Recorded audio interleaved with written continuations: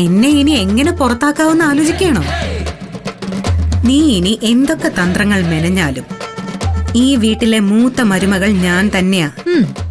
നീ വെറും നമ്പർ 2. നീ പ്രഗ്നന്റ് ആണെന്ന് കള്ളം പറഞ്ഞു ഈ വീട്ടിലുള്ളവരെ മുഴുവനും പറ്റിച്ചു. എന്തിന്? നീയും നിന്റെ ആന്റിയും ചേർന്ന് ആരെയൊക്കെയോ സ്വാധീനിച്ച് കോടതിയിൽ പോലും നീ പ്രഗ്നന്റ് ആണെന്നുള്ള കള്ള മെഡിക്കൽ സർട്ടിഫിക്കറ്റ് ഉണ്ടാക്കിയെടുത്തു. അതെല്ലാം പോരാഞ്ഞ് ബിസിനസ്സും കൂടി കുട്ടിച്ചോറാക്കാൻ വേണ്ടി നീ ഇപ്പോ ഓഫീസിലും കയറി പറ്റിയിരിക്കുമോ? അവിടെ കാണിക്കുന്ന നിന്റെ ഫ്രോഡ് പണികളൊന്നും ആരും അറിയില്ലെന്നാണോ നീ വിചാരിച്ചിരിക്കുന്നത്? ഫ്രോഡ് പണിയോ? ഞാനതിനെന്ത് ചെയ്തു? അതൊക്കെ വഴിയെ മനസ്സിലായിക്കോളും. പക്ഷേ നിനക്കിനിയും ഒരു അവസരമുണ്ട് ശിവാനി. പ്രണവ് സത്യങ്ങളെല്ലാം കണ്ടുപിടിക്കുന്നതിന് മുൻപേ അവന്റെ മുൻപിൽ ചെന്ന് എല്ലാം തുറന്നു പറഞ്ഞ് പ്രഗ്നന്റായി അഭിനയിച്ചതാണെന്ന് സമ്മതിച്ച് കാലു പിടിച്ച് മാപ്പിരക്കുന്നതായിരിക്കും നിനക്ക് നല്ലത്. അല്ലെങ്കിൽ നീ എനിക്ക് പണ്ടൊരിക്കൽ വിധിച്ച തെരുവ് ജീവിതം ഉണ്ടല്ലോ, അത് നിനക്കായിരിക്കും ശിവാനി കിട്ടാൻ പോകുന്നത്. ഇനി അതല്ല, പ്രണവാണ് സത്യം കണ്ടുപിടിക്കുന്നതെങ്കിൽ ഒന്നുകിൽ നിന്നെ അവൻ പച്ചയ്ക്ക് കത്തിക്കും, അല്ലെങ്കിൽ നിൽക്കുന്ന വേഷത്തിൽ അവൻ നിന്നെ പിടിച്ച് പുറത്തു കളയും. എന്താടി, നോവിറങ്ങിപ്പോയോ? ഈ വീട്ടിലേക്ക് തിരികെ വരണ്ടെന്ന് തോന്നുന്ന ഒരു സമയം വരുമെന്ന് നീ ഇപ്പൊ പ്രവചിച്ചില്ലേ? അതുപോലെ ഒന്ന് ഞാൻ അങ്ങോട്ട് തിരിച്ചു പറയാം. നിന്റെ ആന്റി ഇല്ലേ, അവര് പുലിയുമല്ല പൂച്ചയുമല്ല. ഇനി എന്റെ മുൻപിൽ വേറൊരു എലിയാവാൻ പോവാ. എന്റെ മുഖം കണ്ടാൽ പോലും ഭയക്കുന്ന നിലയിലേക്ക് ഞാൻ അവരെ മാറ്റിയെടുക്കും. നീ നോക്കിക്കോ. നിധി, മോളെ നിധി. എന്റെ അമ്മായിയമ്മ മൂത്ത മരുമകളായ എന്നെ സ്നേഹത്തോടെ വിളിക്കുന്നത് നീ കേട്ടില്ലേ? എന്തോ പ്രധാനപ്പെട്ട കാര്യം സംസാരിക്കാനാ. ഞാൻ അങ്ങോട്ട് ചെല്ലട്ടെ? വേണമെങ്കിൽ നീയും വന്നു.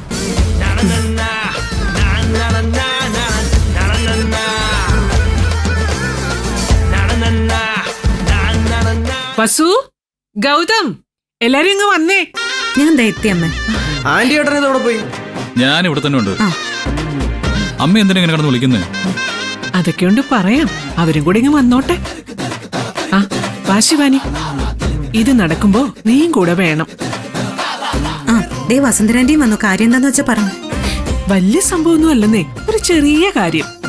പക്ഷെ ഞാനത് ചെയ്യുമ്പോ നിങ്ങൾ എല്ലാവരും കൂടെ ഉണ്ടാവണമെന്ന എന്റെ ആഗ്രഹം. എന്താ അമ്മേ കാര്യം? നിങ്ങൾ രണ്ടുപേരും ഈ വീടുമായിട്ടുള്ള എല്ലാ ബന്ധവും ഉപേക്ഷിച്ച് ഇവിടുന്ന് ഇറങ്ങിപ്പോന്ന ആ നിമിഷം അന്ന് ആലോചിച്ച് നോക്കിയേ. ഇറങ്ങുന്നതിന് മുന്നേ ഈശ്വരമംഗലത്തെന്ന് പറയാൻ നിങ്ങളുടെ കയ്യിലുണ്ടായിരുന്ന സർവ്വതും ഇവിടെ ഉപേക്ഷിച്ചിട്ടാണ് പോയത്, ശരിയല്ലേ? ഏട്ടന്റെ പേഴ്സ്, ബാങ്ക് കാർഡുകൾ, എന്തിനെ കൈ കിടന്ന വാച്ച് പോലും ഇവിടെ ഊരി വെച്ചു. ഏട്ടത്തി അത് തന്നെ. അമ്മ തന്ന മാലയും ഏട്ടൻ കെട്ടിയ താലി ഒഴികെ എല്ലാ ആഭരണങ്ങളും ഇവിടെ ഊരി വെച്ചു. അതൊക്കെ കഴിഞ്ഞ കാര്യങ്ങളല്ലേ, എന്തിനാടാ അതൊക്കെ വീണ്ടും ഓർമ്മിപ്പിക്കുന്നത്? ഓർമ്മിപ്പിച്ചതൊന്നും അല്ല, അത് അവരിവിടെ ഉപേക്ഷിച്ചു പോകാൻ കാരണം നമ്മളിൽ ഒരാള് തന്നെയാ.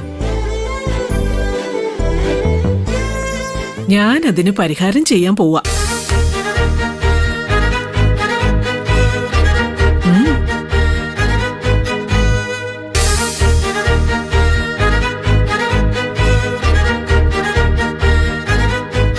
വേദനയോടെ ഉപേക്ഷിച്ചു പോയത് മുഴുവൻ സന്തോഷത്തോടെ നിങ്ങൾ തിരിച്ചു വാങ്ങണം.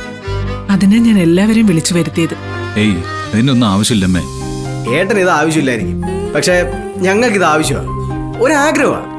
രണ്ടുപേരും കൂടെ ചേർന്ന് അമ്മയുടെ കയ്യിൽ നിന്ന് ഇത് സ്വീകരിച്ചേ പറ്റൂ.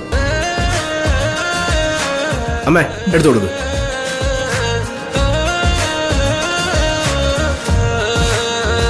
ഈശ്വരമംഗലത്തെ സ്വത്തോ പണമോ മോഹിച്ചല്ല നിങ്ങൾ തിരിച്ചു വന്നെന്ന് ഞങ്ങൾക്ക് എല്ലാവർക്കും അറിയാം.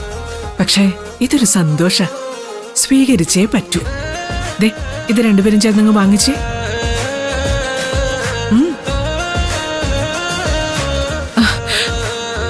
വാങ്ങിക്കും മോളെ.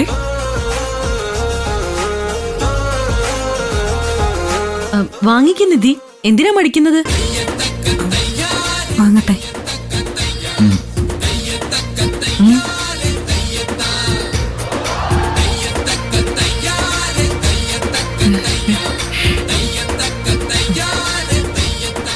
ആദ്യമായിട്ടാണ് ഞാൻ നന്ദി പറയുന്നത് വസുവിനോട് തന്നെയാ. താങ്ക് യു വസു. ആ അതൊക്കെ പോട്ടെ, കൊറേ നാള് കൂടി ഗൗതം തിരിച്ചു വന്നതല്ലേ. ഉച്ചക്കലത്തേക്ക് എങ്ങനെയാ പരിപാടി? ദേ നോക്കെടുത്തി, ഇവൻ ഇഷ്ടമുള്ള ഭക്ഷണം വേണം ഇന്നിവിടെ വെച്ച് വിളമ്പാൻ. അതെ അതെ. എന്താ വേണ്ടതെന്ന് നീ പറഞ്ഞാ മതി, അതിനുള്ള എല്ലാ അറേഞ്ച്മെന്റ്സും ഞാൻ ഉണ്ടാക്കിക്കോളാം. അതൊന്നും വേണ്ട, റെഗുലർ ഫുഡ് എന്താണോ അത് മതി. അത് പോരാ. നോക്കുമോനെ, നിന്റെ ജീവിതത്തിലെ ഒരു സ്പെഷ്യൽ ഡേ ആയത്, അപ്പോ ഫുഡും സ്പെഷ്യൽ ആവണം.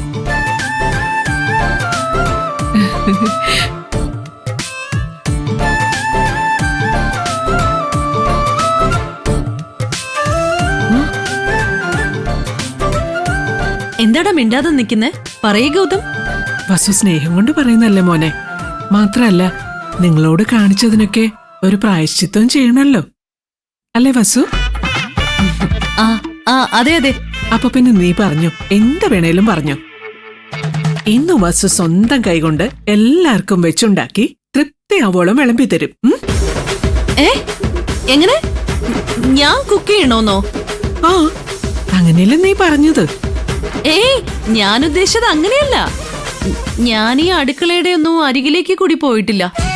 പിന്നെ എങ്ങനെയാ കുക്ക് ചെയ്യുന്നേ? എനിക്കൊരു പപ്പടം പൊള്ളിക്കാൻ പോലും അറിഞ്ഞൂടാ. അതൊക്കെ അങ്ങ് ശരിയാവും, നീ ഒന്ന് ശ്രമിച്ചു നോക്ക്. അറിയാൻ വയ്യാത്ത കാര്യം ശ്രമിച്ചിട്ട് എന്തിനാ? ഞാൻ ഉദ്ദേശിച്ചത് അങ്ങനെയല്ല.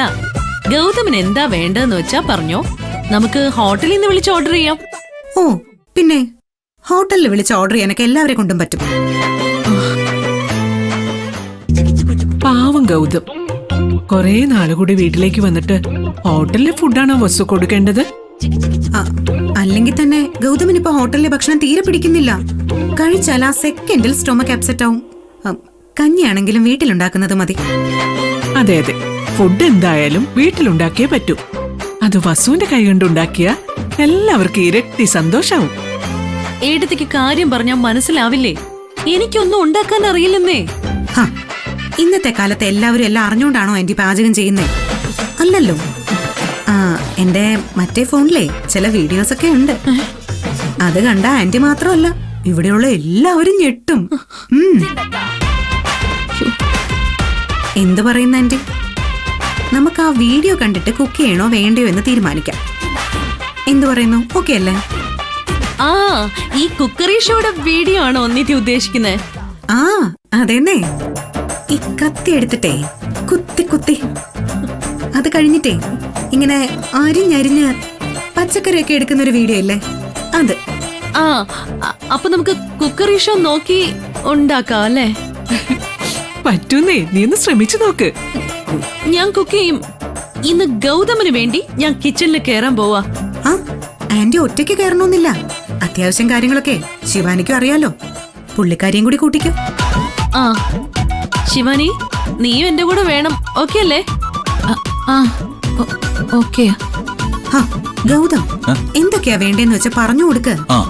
വസുന്ധര ആന്റി ഉണ്ടാക്കി തരും. അങ്ങനെ ഒരുപാടൊന്നും വേണ്ടെന്നേ. വെജിറ്റേറിയൻ ആണ് ഇഷ്ടം.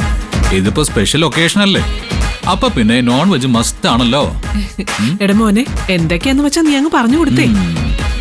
പച്ചടി, കിച്ചടി, അവിയല്, സാമ്പാർ, തോരൻ, ഇഞ്ചി, നാരങ്ങ, പരിപ്പ്, പപ്പടം, അതെല്ലാം കൂടെ അത് മതി. പിന്നെ ചപ്പാത്തി ആയിക്കോട്ടെ. പൊരിച്ച കോളിഫ്ലവർ എന്തായാലും വേണം, അല്ലടാ? കൂടെ ബട്ടർ മസാലയും. പിന്നെ നോൺ വെജിന്റേതെന്ന് പറയുമ്പോ അത് കറി, ചിക്കൻ കറി തന്നെ ആയിക്കോട്ടെ. ബീഫ് പിന്നെ നല്ലപോലെ ഒന്ന് ഫ്രൈ ചെയ്തെടുത്താൽ കഴിക്കാൻ നല്ല രസമായിരിക്കും, അല്ലേ നിധി? അതെ അതെ, അങ്ങനെയായ സംഗതി പൊളിക്കും. ഒരുപാടൊന്നും വേണ്ട, ഇതൊക്കെ മതി, അല്ലേ അമ്മേ? ഇത് മതി. അയ്യോ, ഒരു കാര്യം മറന്നു. എനിക്ക് പായസം കുടിക്കുന്നത് ഭയങ്കര ആഗ്രഹം. എങ്കിൽ പിന്നെ അതുകൂടി ഇരിക്കട്ടെ, അല്ലേ അമ്മേ? പായസം വേണം, ഞാനത് അങ്ങോട്ട് പറയാനിരിക്കാ. അപ്പൊ പായസം അരിയുടെയും സേമിയുടെയും, പിന്നെ കൂടെ അടപ്രഥമനും കടല പായസവും അതുകൂടി ഇരുന്നോട്ടെ, അല്ലേ നിധി? മൊത്തത്തിലൊരു ഗുമ്മായിക്കോട്ടെ. അതാണ്. അയ്യോ, ഇതെല്ലാം കൂടി ഇതെങ്ങനെയാ? കൂടിപ്പോയോ? ഇഷ്ടമുള്ളത് പറയാൻ പറഞ്ഞുകൊണ്ട് ഒരു ഫ്ലോയിൽ അങ്ങ് പറഞ്ഞതേ ഉള്ളൂ. അല്ല, ഒരുപാടൊന്നും പറഞ്ഞില്ലല്ലോ. അല്ല, അത് പിന്നെ കുഴപ്പമില്ല, വെറുതെ ഒന്ന് ചോദിച്ചെന്നേ ഉള്ളൂ, അല്ലേ ശിവാനി?